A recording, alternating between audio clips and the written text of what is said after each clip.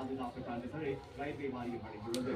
இந்த வழித்தடத்தில் 10 கிலோமீட்டர் தொலைவுக்கு மெட்ரோ ரயில் சேவை கடந்த டிசம்பர் மாதம் பயன்பாட்டிற்கு வரும் என எதிர்பார்க்கப்பட்ட நிலையில் இறுதிக்கட்ட சோதனை 20ஆம் தேதி நடைபெறவுள்ளதாக அதிகாரிகள் தெரிவித்துள்ளனர்.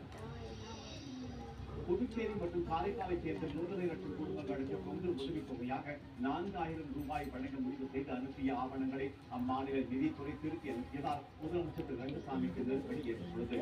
உதவித் தொகையாக 140 கோடி ரூபாய் ஒதுக்க கோரிய ஆவணங்களை ஆய்வு செய்த அதிகாரிகள் பணம் இல்லை என்று கூறி அதை திருப்பி அனுப்பியுள்ளனர். சென்னை ஆவடியில் உள்ள புனர்சியர் வளாகத்தில் பயிற்சி முடித்த 1380 வீரர்கள் பங்கேற்ற கண்கவர் கொடி அணிவகுப்பு நிகழ்வு நடந்தது.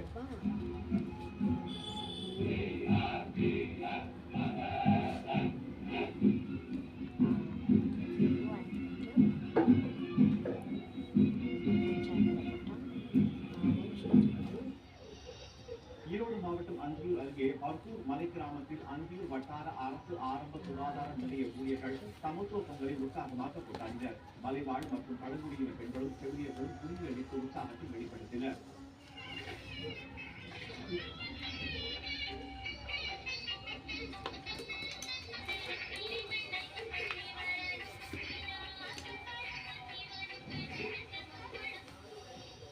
சென்னை நேரு விளையாட்டு மைதானத்தில் தீயணைப்பு மற்றும் மீட்பு பணிகள் துறை பணியாளர்களுக்கான விளையாட்டுப் போட்டிகள் தொடங்கின. இதில் கயிறு ஏறுதல் உள்ளிட்ட பல்வேறு போட்டிகளில் திறமைகளை வீரர்கள் வெளிப்படுத்தினர்.